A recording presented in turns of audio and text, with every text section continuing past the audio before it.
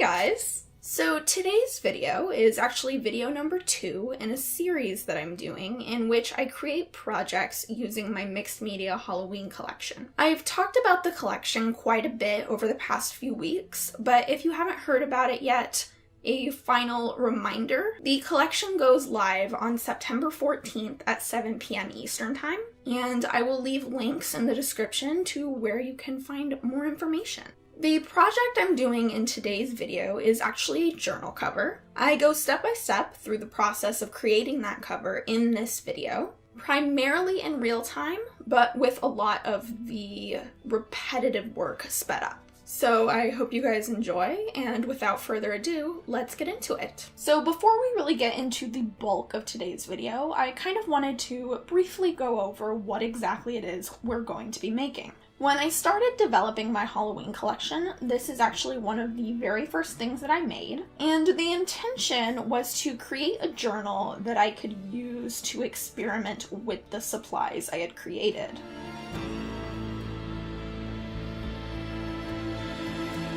And as with most of my journals, it is not completely filled yet, and it's very sporadic, but I've had a lot of fun working in it. However, what I'm really going to be showing you how to make today is this journal cover, or at least something very similar to it. I don't particularly want to have two completely identical journals in my collection, because once this one that I'm creating now is finished, I will likely still want to work in it, and I would like to have something with a little bit of variance to it. And I will leave links to as many of the supplies as I can in the description of this video.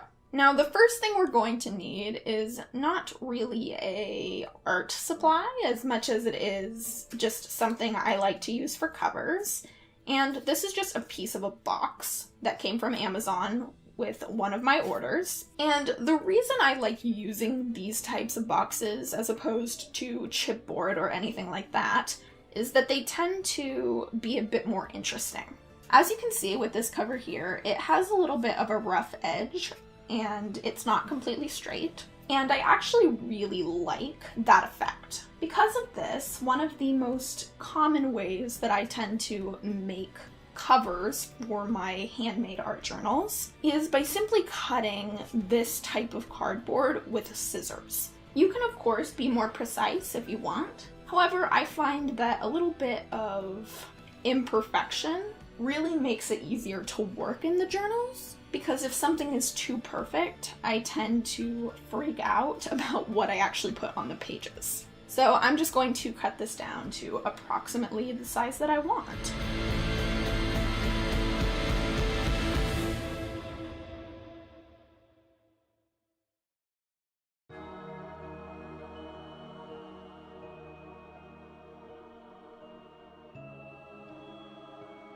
Now, as you could probably see, I simply made some markings with a pencil approximately where I wanted to cut, and it is in no way perfect.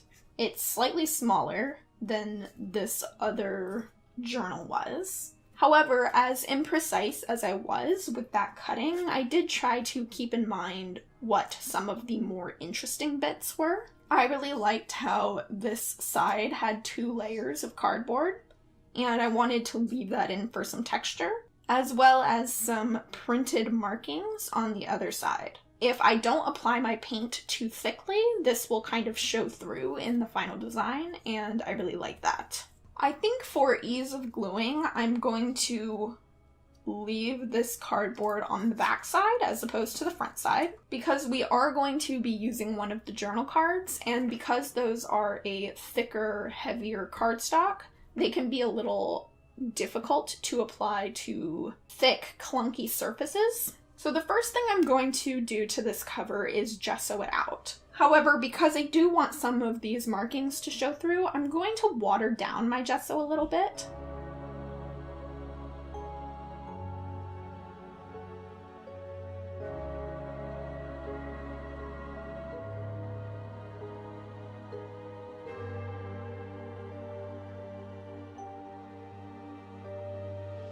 Now, as I mentioned previously, one of the things I do want to do with this cover specifically is vary it a little bit from the original. As you can see, in the original, there are some underlayers of a purple paint. However, instead of the purple I used in this one, I think I'm going to go for a mint color instead. And I'm going to do that in the form of the Sea Glass Deco Art Americana paint that I showed off in my Michaels haul. For those of you curious for a kind of follow-up on this paint, I did get it as a replacement for what was my favorite paint, and though it isn't exactly a match, it is very close. Or at least a similar effect in pages that I am happy with. So I think what I'm going to do is squeeze some of this out onto my craft mat, as well as some gray CraftSmart paint. Almost dropped it there. And I'm going to kind of mix these together on my surface with a paintbrush just to kind of get some more blended, nuanced colors.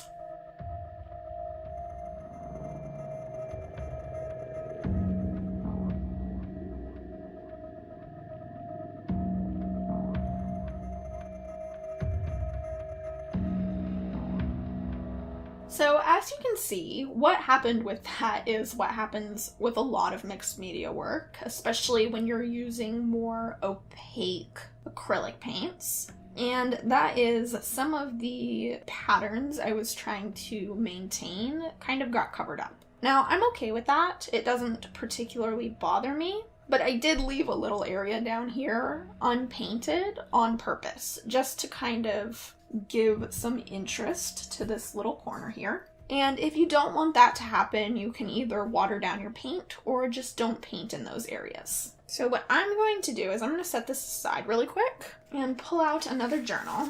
That's a gross page, love that. And it doesn't really matter where I put this, but I'm just going to clean up some of this extra paint so it doesn't go to waste.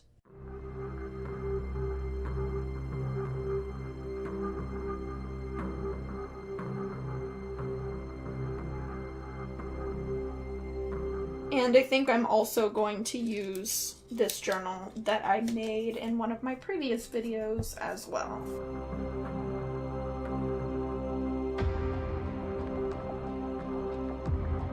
As you can see, I'm not very careful or specific about where I put this paint when I'm cleaning it up. I'm basically just trying to get a background and something that I can work with later. I think I am actually going to do some kind of rough, loose stamping just to get some texture on here. I didn't do that on the previous journal, but again, as I mentioned, it's not meant to be an exact replica.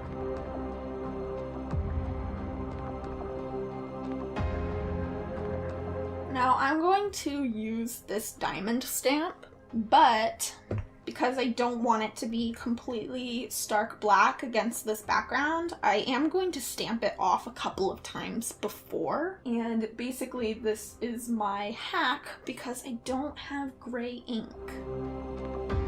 I'm also very loose and rough about my stamping, especially in my backgrounds. I just push it on with my fingers.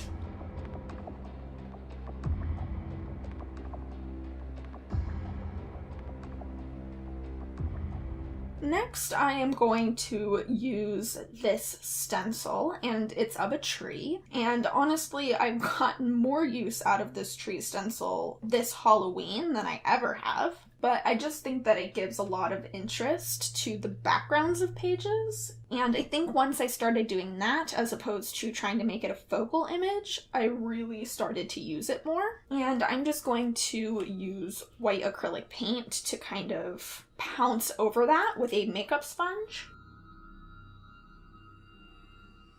The tip I found for stenciling with a makeup sponge is simply to make sure that you pounce off most of it.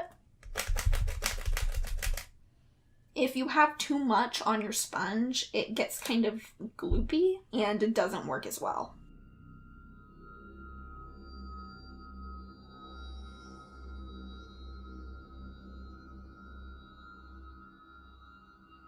And I'm really satisfied with the way that that looks. My favorite part of stenciling is always removing the stencil, and this tree image has a especially interesting effect. And here is where we're going to start getting into adding elements of my Halloween collection. The first thing we're going to look at are journal cards. As you can see with this cover, I used a journal card as my primary focal image, and I considered just using the same image, but I thought it would be more interesting if I chose a different one. And what I'm kind of looking for is just something that jumps out at me, especially something with a fair bit of contrast. Something that is exponentially darker or lighter than your background is always going to stand out more, and that's what we're kind of looking for here. And after having tried out a couple of different ones here, I think I'm going to go with this image. And the primary reason for that is simply the contrast. The background of this is much darker than of the other one I was considering. Now, I actually rounded the corners of my other journal card, so I'm just going to do that really quick.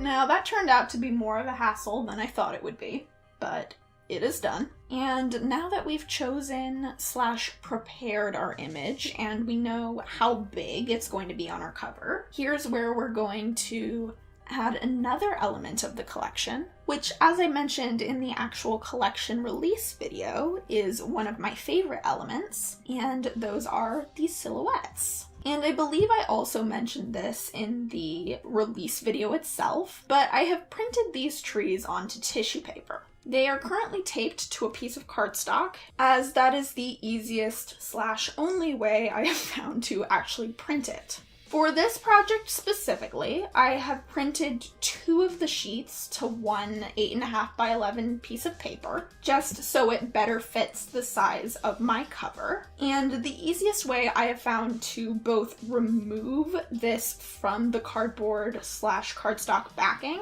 as well as cut out individual images, is by using a water brush or a brush with water on it.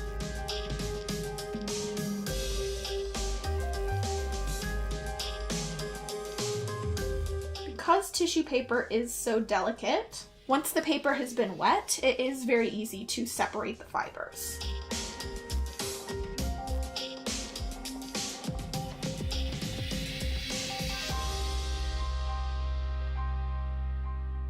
And as you can see, it does leave a little bit of ink residue on the piece of cardstock, but you can reuse the same piece over and over, so it's not that big of a deal.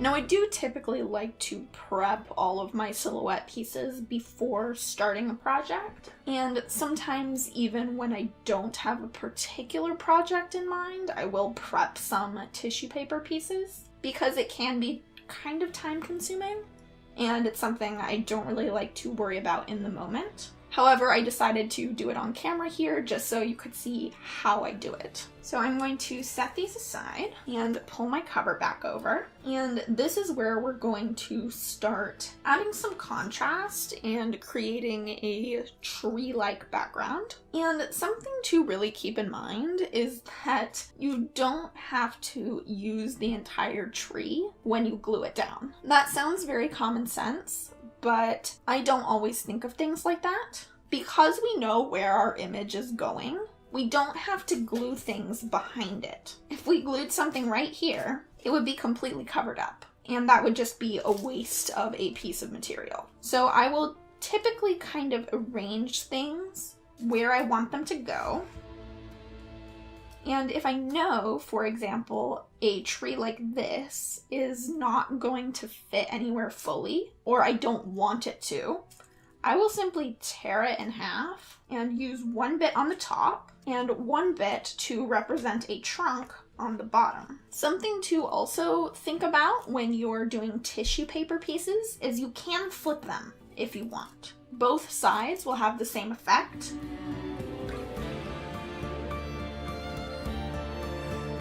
Something I also like to consider is putting pieces on top of my image. This makes it feel more like part of the cover instead of something you just plopped on.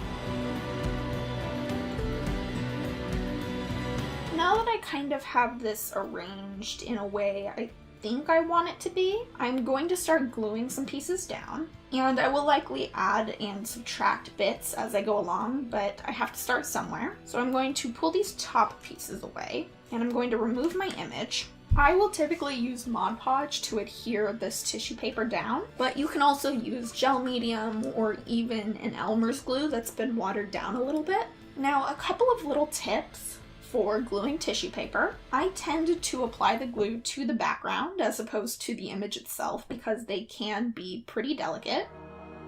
And you don't have to use a lot of glue. Place your image down. And now gently kind of press it with your fingers before gently applying more of your glue over the top. And the key word here is gentle. You can tear the tissue paper if you're not careful. But if you just keep in mind that it is delicate, it tends to be okay.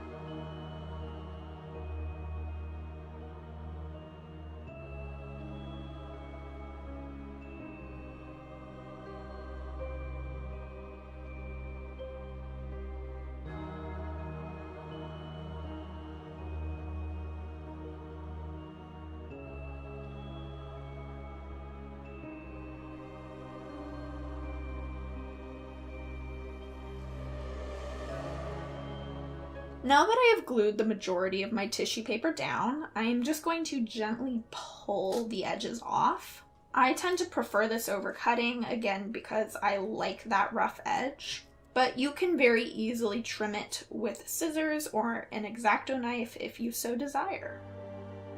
However, something to keep in mind is that if you do choose to cut as opposed to tear, you should wait until the tissue paper has dried for the easiest removal of paper. Just a couple more tips about gluing tissue paper. It does tend to work better on light surfaces as opposed to dark surfaces. As you can see with this light background, the edges of the tissue paper have basically disappeared. However, I will show you an example. If you try this with a darker background, it will disappear a bit, but it will still be visible. I personally don't mind that, but it's something to think about. Now, next I am going to adhere my image to my cover. I am going to leave my Mod Podge out because I intend to glue this over the top of the image later. But in order to adhere this, I'm going to use this Tombow Mono liquid glue, multi-liquid glue. It's a little dirty because it's been in my stash for a very long time. But this has always been a very strong adhesive. And because the cardstock these journal cards are printed on is so heavy, you do tend to need a heavier adhesive if you're intending to glue them straight down. I have used Mod Podge before, I just had to make sure I went over the top as well.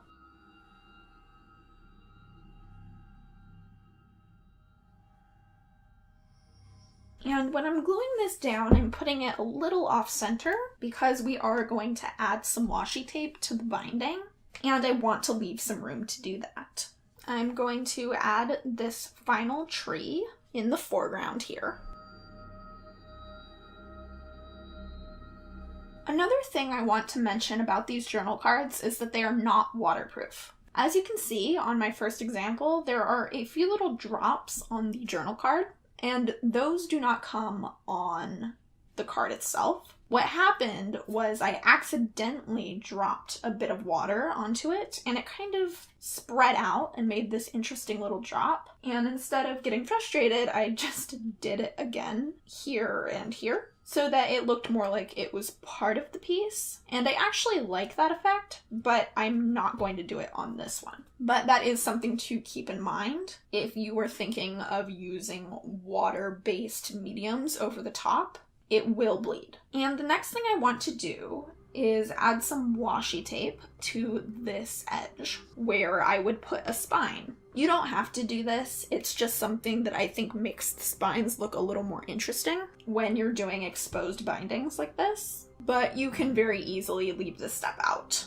And I'm not sure which washi tape I want to use. I might just go with the floral. I do like the one I used on the other. I think I'm just gonna go with this floral, and if I change my mind, I can remove it and try a different one. And the way I tend to do this is simply by tearing off a piece slightly longer than the spine, adhering it as close to halfway as I can. It's not going to be perfect, and I've come to terms with that. Flipping it over and adding it to the other side. And then cutting or tearing off the edges. I'm not a huge fan of that. I think it's too light. So I'm going to do exactly what I thought I was going to do, and I'm going to remove this and add the black instead.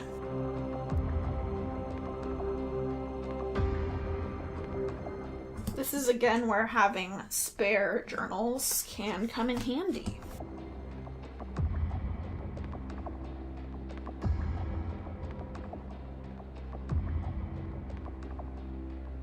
This is again where that contrast comes into play. I think I like this more because it's darker and stands out more, as opposed to the other one, which had a kind of transparent background and blended in too much. Now I'm going to grab my words collage sheet here and try to pick something that I think fits. And as you can see, this has been used quite a bit.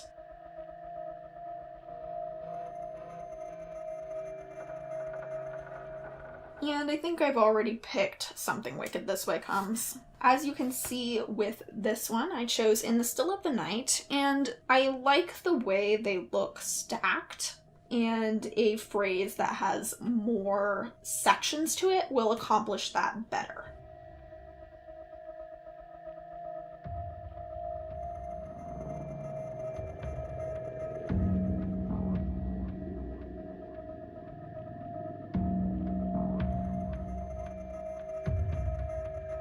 And I am just going to adhere those words down with a Yoo-Hoo glue stick.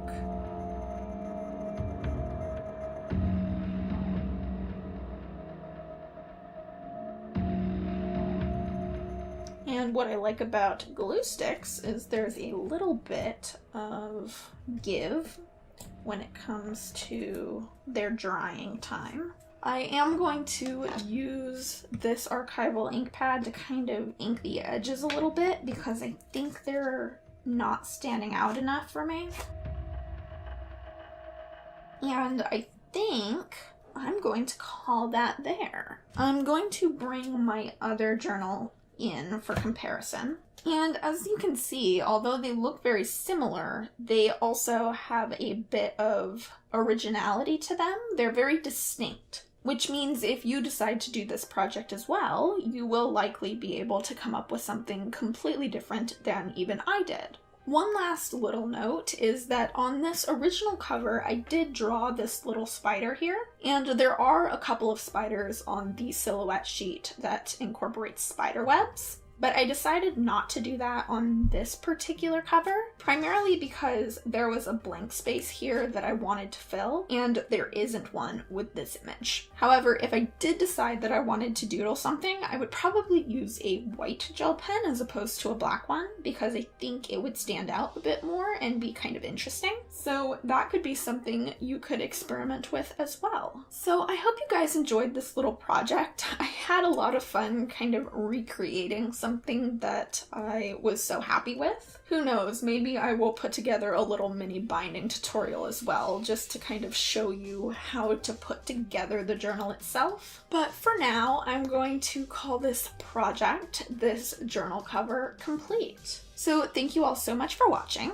For those of you interested in knowing more details about my Halloween release specifically, I will leave a link in the description below to the announcement video. You can subscribe if you want to see what I do with this collection in the future, as well as other things. There are some Inktober plans on the horizon, so be ready for that. And I will see you guys next time. Bye.